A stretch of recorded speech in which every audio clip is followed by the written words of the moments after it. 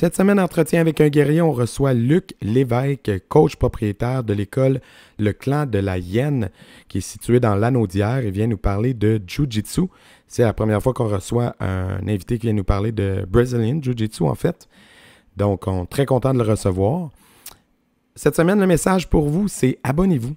Si vous aimez notre contenu, si vous voulez entendre d'autres intervenants venir vous parler d'arts martiaux sur votre plateforme préférée, abonnez-vous à notre chaîne YouTube, mettez des pouces, partagez, abonnez-vous sur votre plateforme de podcast préférée. C'est la meilleure manière de nous aider à continuer, c'est de nous permettre de rejoindre le plus de gens possible. Donc, va tout de suite sur ton compte YouTube, abonne-toi à la chaîne, like les vidéos, partage tes préférés.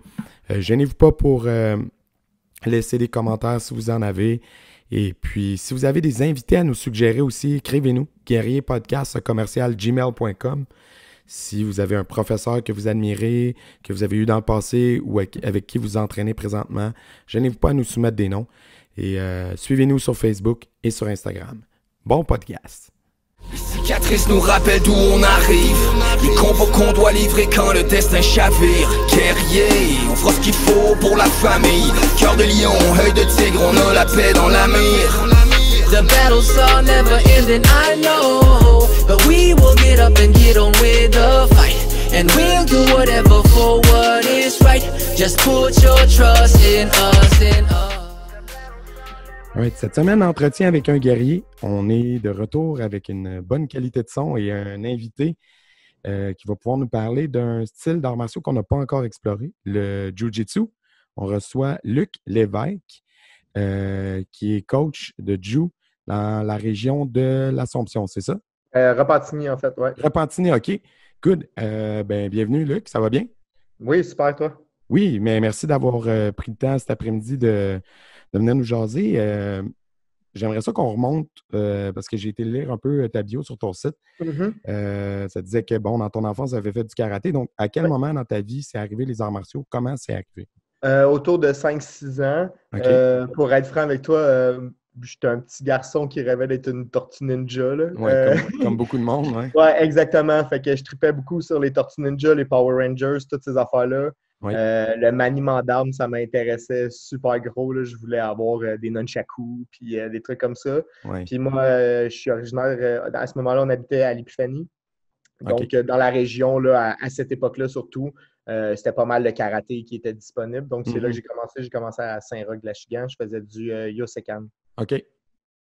Puis, tu as avancé là-dedans longtemps? Oui, exactement. J'en ai fait pas mal toute mon enfance. L'adolescence aussi, j'ai recommencé. J'ai lâché peut-être une bonne partie de mon secondaire. Là, j'étais plus skateboard, un peu rebelle, des trucs comme ça.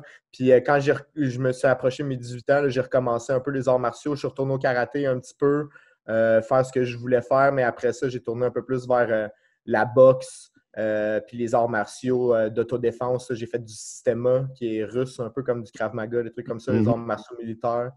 J'ai commencé à travailler dans la sécurité, là, fait que c'était un petit peu plus le style de... application pratique. Ouais, exactement. Moins compétitif, moins sport de combat, plus pratique là, pour se défendre ou pour intervenir physiquement. Puis c'est ça, un peu plus tard, jeune vingtaine, je voulais faire du MMA. Ouais. Mais je me suis rendu compte que c'était pas tant pour moi. Là. J'ai eu quelques accidents de snowboard. J'étais un peu casse-cou quand j'étais jeune. Je me suis cogné la tête souvent.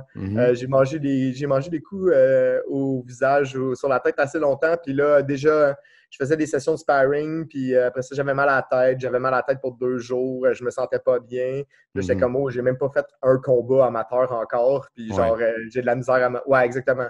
Fait que j'ai pris une petite pause. À ce moment-là, j'étais photographe, fait que je traînais plus dans ce milieu-là. Je me suis pas entraîné pendant quelques années.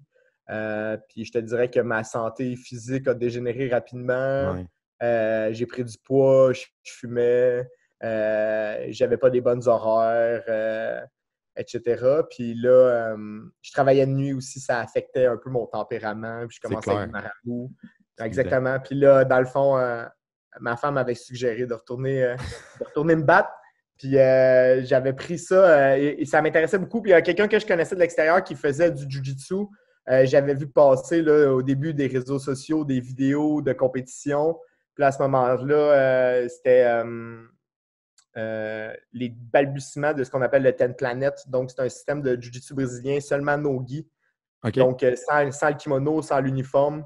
Il y avait beaucoup de compétitions. Ça commençait à grossir. Puis, genre, ce bout-là me manquait. Quand j'ai fait du karaté dans mon enfance, j'ai fait beaucoup de compétitions.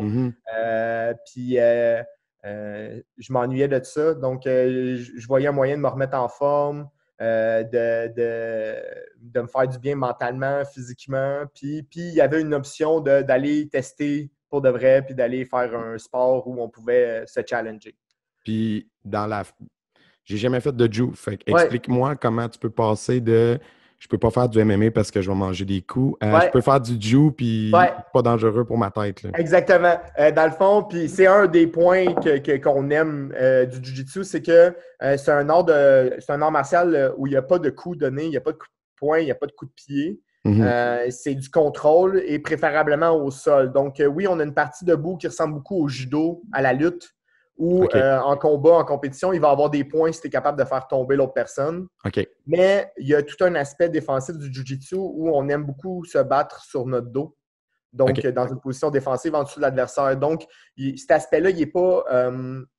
c'est pas l'amener au sol n'est pas l'aspect le plus important du jiu-jitsu. C'est vraiment une fois qu'on est au sol, comment on se bat. Puis, de pouvoir faire un combat au sol, ça réduit vraiment les impacts. On peut se battre, je te dirais, presque à 100%, donner son maximum, puis se défendre le mieux qu'on peut sans nécessairement blesser son adversaire, puis avoir des dommages permanents au cerveau sur et certain. Donc, les impacts sont réduits.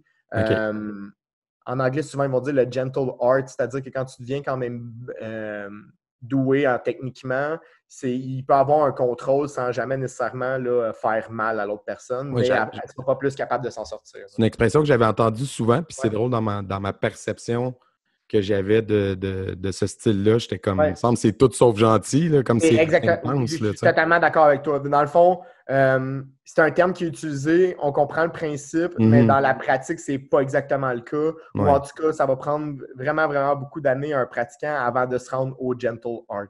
Et donc, d'avoir la capacité de pouvoir comme manipuler quelqu'un qui veut pas tellement aisément, puis avec tellement de techniques que ça a l'air gracieux quand tu le fais, puis que l'autre personne ne sait même pas qu'est-ce qui s'est passé, puis c'est de la ramasser cul par-dessus tête, si tu veux. Là. Ça prend vraiment un peu plus de temps. Mais aux pratiques, quand on peut devenir quand même efficace rapidement avec le jiu-jitsu brésilien, mais c'est pas gentle du tout. Là. C'est assez, il y a de la pression, on écrase d'autres personnes, on la contrôle au sol, même si elle essaie de se débattre, on va la coincer. Il y a beaucoup de manipulation de membres, des hyper-extensions. On étrangle quotidiennement l'autre personne. Donc, tu le ressens pas comme étant le gentle art quand tu commences la pratique. Oui, quand tu le vois, ben, je regardais des combats, je voyais du monde le pratiquer, puis sur Internet, peu importe, puis tu fais comme... Non, c'est vraiment intense. T'sais, si tu n'as pas le goût de te faire brasser, tu ne vas pas faire du jiu. Là. Exactement. Puis, tu sais, comme mettons, ceux qui pratiquent intensément ou professionnellement finissent tous comme avec des oreilles en chou-fleur, tu sais, avec des problèmes de cou. Et surtout, si tu fais du gi sur les doigts, c'est vraiment difficile, les jointures enflées, des trucs comme ça. Évidemment, chaque sport de combat a ses petits bobos personnels. Là. Mais c'est ça. Fait que c'est pas si smooth que ça. Si non, mais c'est ça. Puis, juste pour, je ne sais pas si tu es capable de me l'expliquer, là, parce que le Jiu-Jitsu, il y en a au Japon, puis il y a le Brazilian Jiu-Jitsu. Oui, exactement. Fait que c'est quoi la différence entre les deux pour les gens qui nous écoutent? C'est assez simple, en fait. Là. Même, on peut faire un peu d'histoire. Là. À la base, ce qui était le Jiu-Jitsu, ce qui était la version main nue de ce que les samouraïs pratiquaient, par exemple au Japon féodal, ça va contenir ce qu'on connaît du judo aujourd'hui et même plus. Et il y avait aussi la partie Jiu-Jitsu qui était au sol. Le Jiu-Jitsu japonais, c'est surtout sur les takedowns, par exemple, quand ils vont faire tomber, comme au judo, souvent les takedowns sont designés un peu plus dangereusement, où le but, c'est littéralement de casser le cou de l'adversaire quand on l'amène au sol ou de vraiment le faire tomber fort. Et l'aspect soumission au sol, il est enchaîné instantanément. Donc, c'est un art qui est vraiment concentré sur attraper l'autre personne, l'amener au sol rapidement, finir avec une soumission, c'est terminé. Le jiu-jitsu brésilien, dans le fond, a été adapté. Il y avait un maître de Jiu-Jitsu japonais qui était au Brésil. Il y a eu beaucoup de Japonais au Brésil. Ouais, après la guerre. Oui, exactement. Donc, qui a enseigné ça à les Brésiliens qui n'avaient pas exactement le même aspect physique que lui. Donc, c'était des personnes un peu moins intenses, un peu plus surfer, Amérique du Sud, relax. Ouais. Donc, ils ont adapté le style japonais pour justement que ça fitte plus leurs aspects physiques à eux. Okay. Donc, un peu plus de contrôle, un peu plus lent, beaucoup moins de force, technique avant tout, pour justement pouvoir le plus possible contrôler la personne. Ce qui fait que ça nous prend généralement plus de temps. Donc, les combats sont longs, on reste au sol longtemps, c'est plus long. Là. À ceinture noire, les combats de compétition sont 10 minutes. Là. Oh, OK. Oui, exactement. Fait que dans le fond, et justement, le but, c'est d'utiliser ta technique pour fatiguer ton adversaire, pour pouvoir gagner avec une soumission en utilisant le moins de force possible, si c'est possible. Ouais. Okay. Donc, nous, la grosse différence, c'est que le combat va passer plus de temps au sol, puis on a un système beaucoup plus développé de transition au sol. On a des micro-transitions, des positions plus touchées, tandis que le Jiu-Jitsu japonais, c'est plus projection, enchaîné d'une soumission, back-à-back. Puis si je ne me trompe pas, ils ont aussi les coups. Là. OK. Quand il dit les coups de poing, les coups de pied, etc. Là. OK. Chose que vous ne faites pas dans le Brazilian Jiu-Jitsu. Dans le fond, il y a un aspect du Jiu-Jitsu brésilien un peu plus old school, si on veut, là, qui est la base qui appelle l'autodéfense. C'est pas dans ce que moi je me spécialise. Je suis vraiment un peu plus Jiu-Jitsu moderne, sportif. OK. Mais je le connais. Fait que il y a quand même une partie du Jiu-Jitsu brésilien qui c'est au moins apprendre à te défendre contre les coups. Okay. Donc, si quelqu'un frappe de telle façon, exactement, où nous, on va appliquer nos techniques de Jiu-Jitsu pour contrer ces stratégies-là. OK. Dans le fond, les stratégies sont faciles à voir là, si on se met à regarder des vieux UFC, là, tout ce qui est de UFC 1, 2, 3, 4, 5, les débuts du MMA, si on veut. On va voir comment le Jiu-Jitsu brésilien est appliqué, mettons, dans un combat où il n'y a pas de règles. La personne va nous frapper, nous battre, etc. Là. Ouais. Puis c'est vraiment attraper, amener le combat au sol, contrôler la position, puis les soumissions quand on est en dessous de l'autre personne. OK. Un autre puis là, à quel moment ou comment t'es passé de, parce que tu me disais professionnellement, à un moment donné, tu étais rendu photographe, comment t'es passé de ça à je fais du Jiu-Jitsu à j'enseigne le Jiu-Jitsu? Oui, exactement. Explique-moi ça. Dans le fond, il y a en Jiu-Jitsu, la ceinture bleue, c'est comme une ceinture donnée, si tu veux. Là. Ouais. C'est la première. On a seulement 4 ceintures. On a comme la blanche, la bleue, la mauve, la brune, puis la noire.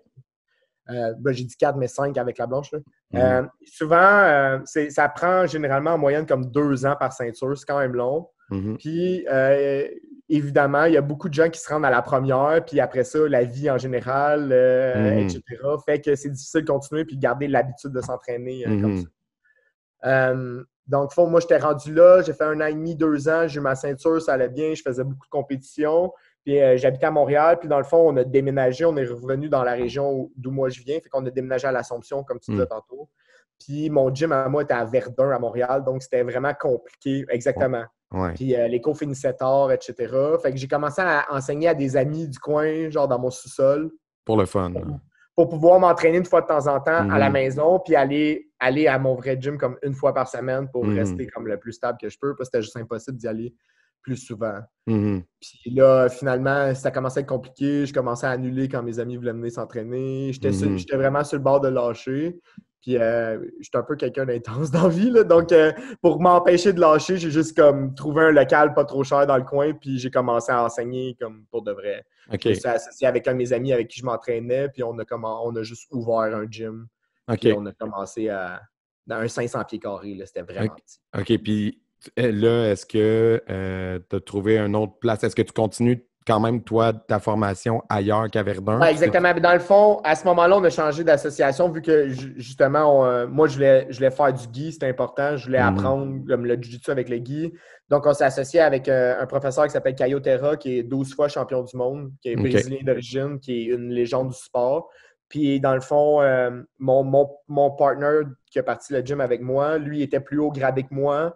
Puis dans le OK. fond, lui a commencé à me coacher moi en même temps que moi, je commençais tranquillement à enseigner aux gens qui étaient là aussi en même temps. Là. OK. Donc, je te dirais que, puis même je suis encore là-dessus. Là. Moi, ça fait 6 ans que mon académie est ouverte, mais ça fait 6 ans que je suis encore un élève en même temps que je suis un coach. Là.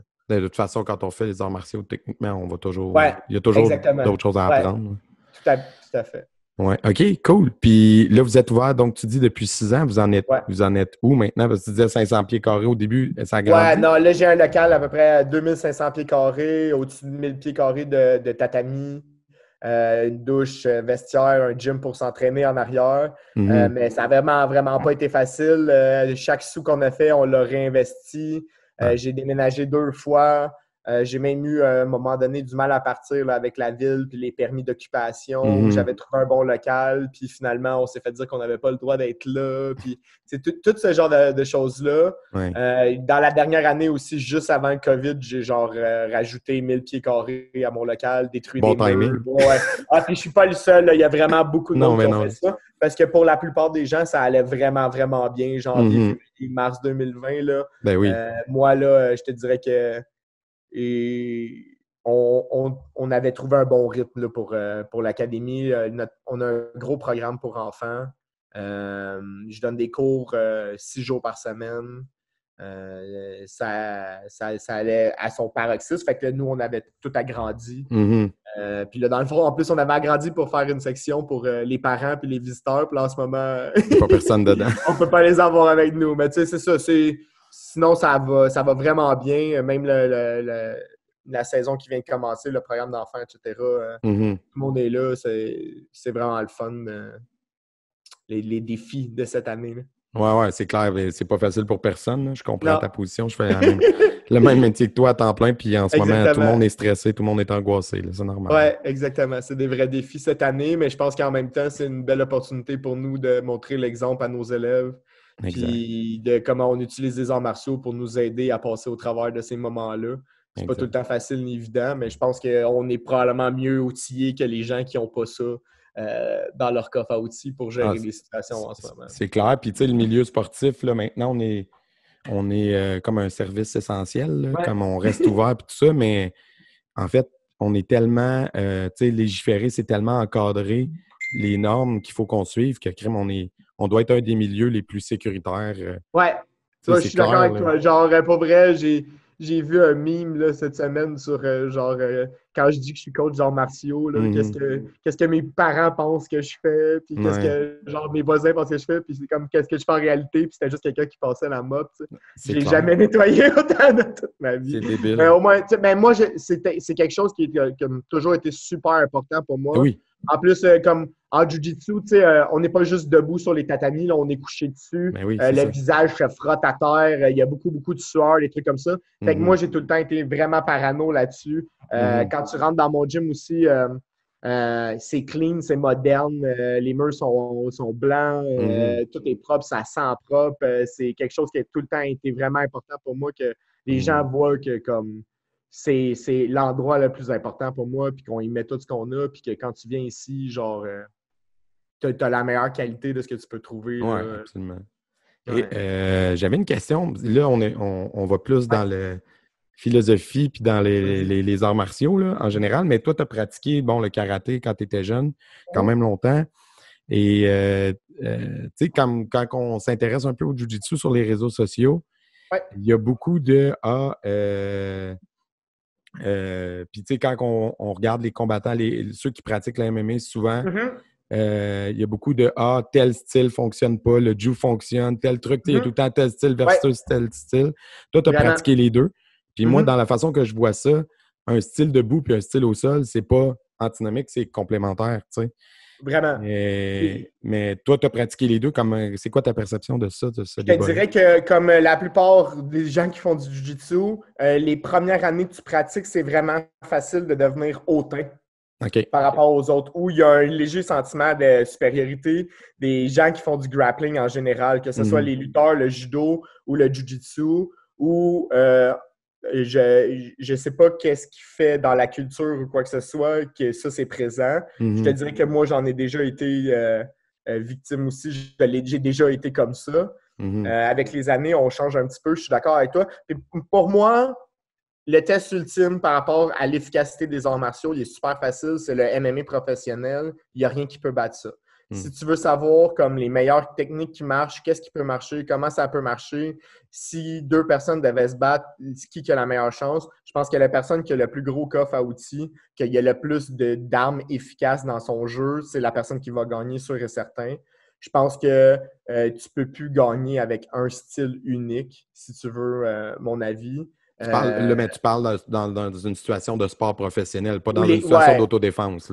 Oui, exactement. Ouais. Ben, dans une situation d'autodéfense, je pense vraiment que les styles qui font seulement de l'autodéfense sont comme dans les plus efficaces. Puis généralement, ceux qui utilisent des armes, que ce soit le karambit, le couteau ou les armes à feu, sont encore plus efficaces. Moi, quand je parle d'autodéfense, je parle de tous les niveaux ultimes de pouvoir se protéger contre n'importe quelle situation. Si on parle sport de combat, quand je parle de sport de combat, pour moi, comme le vrai champ de bataille où on teste toutes les théories, c'est le MMA. Là. Puis tu sais, en MMA, on a vu des gens gagner avec tous les types de techniques. On a vu des double maigiri, comme on a vu des spinning back kick, comme on a vu des triangle choke, puis on a vu des double leg takedown finir des combats. Je veux dire, comme il y a des techniques qui fonctionnent, peu importe. C'est juste quand le timing, la situation, etc. Savoir quand les appliquer. Oui, exactement. Philosophiquement parlant, les différences entre les deux sont dures à dire pour moi parce qu'il y en a un des deux que j'étais vraiment jeune. Fait que peut-être que l'aspect philosophique du karaté, je l'ai moins vécu. Ouais, ça avait moins d'aspect. Comme je disais, là, moi, je voulais juste un Power Ranger, je voulais être hot à donner des coups de pied, puis je voulais faire des katas comme dans Mortal Kombat, puis genre, c'était juste ça qui comptait pour moi. Là. Ce qu'on m'a appris, par contre, là-bas, quand j'étais jeune, c'était vraiment comme le respect puis le contrôle, puis comme quoi c'était important d'utiliser mon karaté à l'extérieur, seulement si j'en avais vraiment besoin, puis s'il fallait que je me protège. Donc, justement, de ne pas être cocky avec ce que j'étais capable de faire, puis juste garder ça pour moi. Puis ouais, je pense qu'il y a un peu, ce côté-là est perdu un peu dans le jiu-jitsu d'aujourd'hui, où même moi, quand j'étais une jeune ceinture bleue, si on était dans un party, puis c'était le sujet, puis quelqu'un me disait que genre ça marchait pas, j'étais le premier à être prêt à vouloir le tester, tandis qu'aujourd'hui, c'est pas quelque chose qui me dérange, tu comprends? C'est pas quelque chose que j'ai approuvé. Ça peut dépendre de l'âge ou quoi que ce soit, mais je pense que le fait que genre je pourrais peut-être contrôler quelqu'un sans avoir à le frapper, genre, ça me donne une certaine sécurité où genre, je me sens en paix avec l'idée que je suis capable de me protéger. Genre, ça va pas me mettre dans le trouble non plus. Non, absolument. Mais de toute façon, c'est clair pour moi que le jiu-jitsu fonctionne. C'est juste que je trouve ça drôle. Je trouve ça drôle, ces débats-là, quand il y a certains styles qui se font taper sa tête plus que d'autres. Pas le jiu, mais on le nommera pas. On veut pas. Non. Je veux pas embarquer là-dedans, mais mon idée, c'était plus de dire, tu sais, ultimement, je pense que ça revient aux pratiquants. Je pense que ça revient beaucoup aux pratiquants parce que même dans le karaté, il y a des takedowns. Tu sais, si tu l'étudies beaucoup, il y a des takedowns, il y a des techniques au sol, il y a des projections.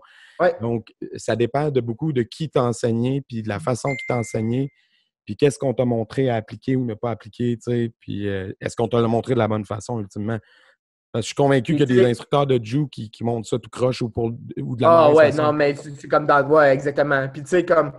on va souvent entendre, ils vont dire Jiu-Jitsu is for everybody. Genre, le Jiu-Jitsu, c'est pas tout le monde. Je suis pas sûr de ça, moi. Je suis vraiment pas sûr de ça. Ou c'est peut-être pour tout le monde, mais c'est peut-être pas le bon moment dans ta vie. Tu sais, moi, mettons, la première fois que j'ai fait ce type de combat-là où il y avait du grappling puis tout, ça a été super dur pour moi mentalement. Genre, justement, j'avais fait du karaté, de la boxe. Je savais comment me défendre debout. Puis là, quand quelqu'un m'a fait tomber puis s'est assis sur moi, puis je me suis senti vraiment impuissant de ne pas être capable de sortir de là. J'ai pas refait de jiu-jitsu pendant 3 ans. Là. Puis genre, mais quand j'ai recommencé, là, j'avais vraiment besoin de ça dans ma vie. Mais plus jeune, quand la première volée, si tu veux, que j'ai mangé de jiu-jitsu, elle n'a pas bien passé. Là, j'étais pas content puis j'avais pas envie d'y retourner. Tu sais. Mais plus tard, quand je suis retourné, c'était le bon moment. Puis genre, j'ai extrêmement apprécié chaque fois que ça a été difficile puis que genre des gens que je pensais être capable de me défendre, j'étais juste pas capable de rien faire. Ça m'a aidé beaucoup comme personne d'avoir à affronter ça. Ouais. Puis, ça t'es-tu déjà arrivé dans la vie de tous les jours, une situation où tu dis il a fallu que je me serve de mon Ouais, ben tu sais, dans le Dieu, fond, c'était moi, mon- j'ai travaillé en sécurité au CHUM OK. pendant comme 10 ans. Donc, j'ai fait des centaines d'interventions physiques dans ma vie. J'ai aussi eu quelques mois de dormant, mais pas plus qu'il faut, où j'ai Ouais. dû me sortir des gens. Mais dans le fond, j'ai fait des centaines d'expulsions, des Dans un contentions hôpital? en milieu hospitalier, ouais, dans un hôpital, là, dans le fond. Des Là. centaines. Ouais, vraiment. Dans le fond, j'ai travaillé au CHUM, au centre-ville de Montréal. Wow. Donc, en 10 ans, là, par semaine, on devait faire pas juste mon équipe, mais moi, j'étais responsable là, de la sécurité là, pendant longtemps. Mhm. Dans le fond, là, on parle d'une grosse clientèle là, et sans-abri, personnes avec difficultés. Tout ce qui était intoxication aussi, c'est à cet hôpital-là, à cette urgence-là qui est envoyée. Mhm. Donc, on gérait les cas les plus difficiles. Là. Donc, en 10 ans, sûr, j'ai fait des centaines d'expulsions dans ma vie. Là. Ah ouais, hein? Puis, Ouais. t'as-tu t'as-tu des anecdotes où tu t'es senti des moments dans ce travail-là? Parce que là, clairement, tu sais, c'est où cet hôpital-là? Puis effectivement, t'es vraiment dans le Ouais, temps. Fait que, ouais. Puis en fait, maintenant, c'est le CHUM, là, mais moi, j'étais au même endroit où il y a le nouvel hôpital, qui ouais, était l'hôpital c'est Saint-Luc Saint-Luc. à l'époque. Oui, exactement, qui était Exact. qui était quand même reconnu pour être un hôpital là, avec Intense. de l'action, là, si tu Ouais, veux. c'est Là. ça, mais Donc, c'est-tu déjà arrivé dans le cadre de ton travail où tu fais comme, oh là, Jiu-Jitsu, pas Jiu-Jitsu, à ce moment-là, ma oh, sécurité était en danger. ça Hein? prend la police, ouais. Ouais. Ah ouais, Oui, hein? ça m'est arrivé à plusieurs reprises, ouais. Ou de se dire que c'est des situations, des cas où C'est juste trop. ça prend des profs. Ouais, Ouais. exactement. Ouais, vraiment. Parce que peu importe, là, le niveau d'intoxication, Mm. on a eu aussi, mettons, d'anciens athlètes professionnels ou des personnes de l'armée qui avaient des problématiques, des trucs comme ça. Donc, des personnes qui, s'ils sont en état de crise puis qui ont déjà comme des talents naturels pour la violence ou Ouais. l'agressivité, ça peut être décuplé rapidement. Puis là, il faut faire attention, là, vraiment, vraiment attention. Oui, tantôt, pendant la discussion, il y a une autre question qui m'est venue en tête. Le Jiu-Jitsu, c'est beaucoup la maîtrise technique au sol, maîtriser un adversaire, tout ça. Mm-hmm. J'imagine que tu as vu les récents événements qui se sont passés aux États-Unis avec les policiers, puis avec le drame qui a découlé de tout ça. As-tu l'impression que les forces de l'ordre sont bien formées en technique de maîtrise de personnes quand tu vois des choses? Moi, de ce que j'ai été témoin quand j'ai été témoin à l'hôpital, si tu veux, là, Mm-hmm. dans un milieu professionnel où on les appelait pour intervenir, c'était toujours très efficace. Mm-hmm. Je suis mal placé. J'ai pas été un gros client, si tu veux. Mm-hmm. J'ai pas eu beaucoup à être intervenu sur par la police. Donc, c'est mon œil extérieur de ce que moi j'ai vu. Est-ce qu'ils sont. Je sais pas. Je sais pas comment ça fonctionne, la police. Je sais pas à quel point ils sont entraînés. Je pense pas qu'ils ont un suivi une fois qu'ils sont rentrés. De ce que j'avais entendu, c'était un peu la même chose avec l'utilisation des armes à feu où ils étaient peut-être testés, mais pas aussi testés aussi régulièrement qu'ils voudraient, Mm-hmm. où ils n'étaient pas aussi testés. Il n'y avait pas peut-être assez de temps alloué par mois, si tu veux, pour se pratiquer ou s'entraîner, que ce soit avec les armes ou physiquement. Est-ce que je pense que ce serait important? Vraiment. Mm-hmm. Vraiment, vraiment. Est-ce que tu en as dans tes clients, soit des gars de sécurité comme toi, ce que tu faisais, ou des policiers qui viennent chercher ouais, j'en ai quelques-uns, mais j'en ai pas autant que peut-être que j'aimerais ou que je Mm-hmm. pense qu'il faudrait qu'il y en ait. Parce que c'est ça. Je sais pas comment ça fonctionne pour eux. Je sais qu'ils ont souvent des horaires qui sont pas fixes. Donc, ça change toujours. C'est vraiment difficile pour eux de trouver du temps stable ou, par exemple, du temps pour venir au gym où ils vont pouvoir venir pendant une semaine. Après ça, ils pourront pas venir pendant une semaine et demie, puis des trucs comme ça. Puis la constance, c'est un des meilleurs aspects là, pour voir des vrais progrès. Donc, si t'es pas capable d'avoir sais, même si tu vas t'entraîner une fois par semaine, mais que tu respectes cette fois-là par semaine, genre à toutes les semaines, puis que si tu finis par manquer une semaine, soit que tu t'arranges pour trouver un autre moment dans ta semaine ou tu t'arranges pour te rattraper la semaine d'après, je pense que c'est la meilleure chose que tu peux avoir, tu sais. Tandis que moi, je les appelle les étoiles filantes, là. On en a souvent de ça dans les gyms, là. C'est des gens qui, quand ils commencent, sont vraiment passionnés. Ils sont là presque à tous les jours ou sont là souvent. Ils s'entraînent fort, ils deviennent bons rapidement. Puis quand ça commence à être difficile ou c'est plus long, exactement, ils disparaissent aussi rapidement qu'ils sont arrivés, là. Donc, je pense vraiment que de développer une constance, une routine, c'est le meilleur moyen, en tout cas, d'évoluer dans les arts martiaux. Puis même chose pour eux, là, je pense que si ce qu'ils font comme travail ou par rapport aux interventions, plus ils en feraient. Ou si par exemple, je compare à l'armée, où ce que l'armée, c'est tout ce qu'ils font de leur temps libre, c'est genre se préparer puis s'entraîner. Les policiers, eux, ils sont occupés à gérer comme beaucoup de choses en même temps, puis ils n'ont peut-être pas le temps de se spécialiser tant que ça dans cet aspect. D'avoir de la formation continue, peut-être, comme ils devraient. Ouais. Puis, concernant ton école, on revient plus à ton école. Tu disais que vous étiez associé avec Caio Terra, mais mettons... Ça a changé de nom maintenant. OK. Comment ça s'appelle? Ça s'appelle le Clan de la Hyène. OK. C'est mon propre chose. Je reste sous la tutelle de Pat, que je te parlais tantôt, qui est mon premier partner, qui est mon coach à moi. OK. Mais on n'est plus associé avec Caio. Justement, là, ça faisait un petit moment que j'y pensais, que je voulais être le capitaine de mon propre bateau, si tu veux. Puis j'ai trouvé que la COVID, la pause, etc., c'était le meilleur temps pour faire ça. OK. Fait que j'en ai profité là, dans les derniers mois pour rebrander mon gym puis partir ça avec une nouvelle chose qui est juste moi, là, dans le fond. Puis là, qu'est-ce que tu dirais, mettons, pour les gens qui écoutent, qui sont dans ton coin puis qui se cherchent, qui essayent de se trouver une école?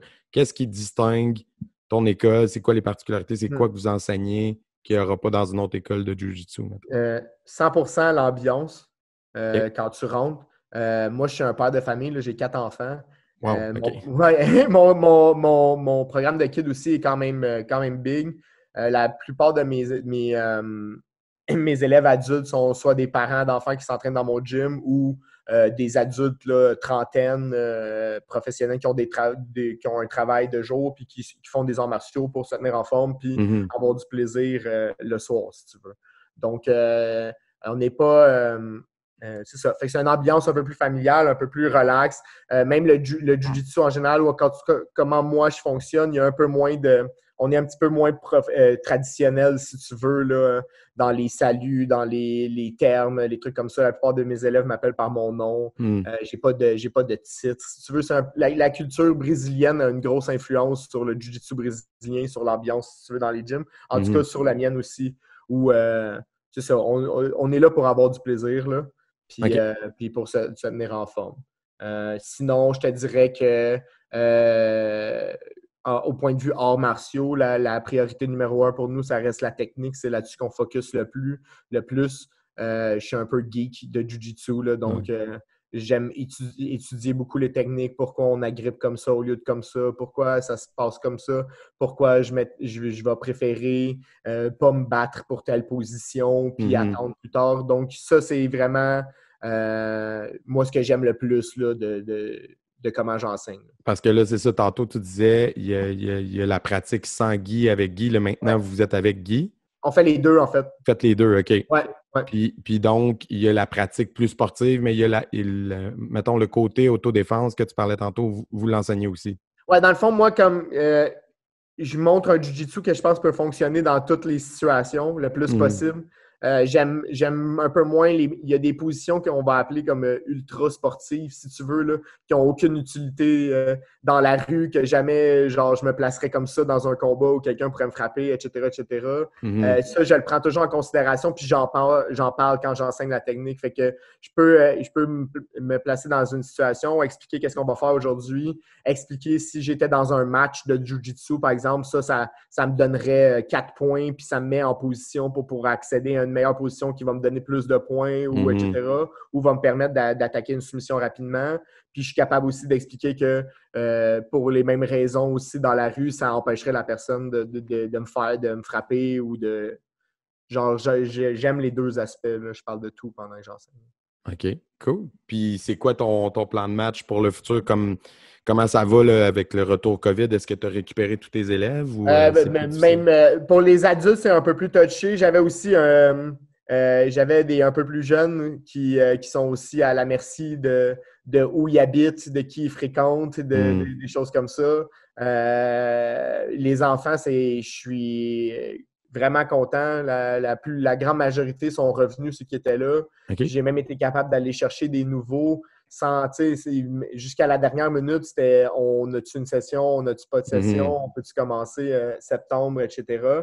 Puis finalement, j'ai quand même été capable d'aller chercher le même genre de nombre de nouveaux que j'ai à chaque année. Fait que pour l'instant, ça va super bien. Mes plans dans le futur, c'est continuer là le plus possible en restant concentré sur ce qu'on a comme contrôle. Fait que qu'est-ce qu'on a comme contrôle en ce moment, c'est quel genre de cours on donne puis comment on aide nos élèves parce qu'ils en ont tous de besoin en ce moment, je pense. Ouais. Puis essayer justement de ne pas trop penser à qu'est-ce qui pourrait arriver, qu'on n'a absolument pas notre mot à dire là-dessus. Absolument. Il faut s'adapter. Oui, exactement. Exactement. Fait que c'est ce qu'on fait en ce moment. On se concentre là-dessus. Je m'assure, comme je parlais d'ambiance tantôt, là, que quand les gens y rentrent, je me permets d'essayer de les libérer de leurs problèmes pendant 1 heure et demie, là, puis qu'ils aient juste du fun avec moi, puis qu'ils se concentrent, que justement, ils se défoulent un petit peu, puis qu'ils sortent avec la tête plus légère que quand ils sont rentrés. Là. Cool. Eh bien, écoute, peut-être en terminant, ça serait bon qu'on dise vous êtes situé où, si les gens veulent. Oui, donc le clan de la Hyène, on est à Repentigny, sur la rue Notre-Dame, le 10 Notre-Dame. Donc, vraiment, juste l'autre côté du pont Le Gardeur à Repentigny, local 104. Puis, vous ne pouvez pas nous manquer, là, il y a une grosse pancarte Jiu-Jitsu sur la bâtisse. Puis, j'imagine qu'on peut te trouver sur Facebook assez facilement en cherchant Facebook, le clan de la Hyène. aussi clandelahyène.com. All right. Hey, bon, ben, merci beaucoup d'avoir donné ton temps aujourd'hui. C'était vraiment intéressant. Et puis, bonne chance pour la suite. Super. All right. Allez, bonne journée.